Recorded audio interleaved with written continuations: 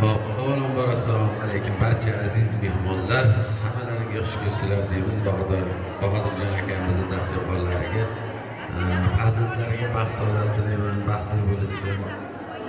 Alloh ko'p o'g'il qizlar bersin, xonadonlardan hech qachon fayz va baraka arimasin. Bahodir akamizni kinnoyimizga ham uzoq umr tilaymiz, qo'sha qarishsin.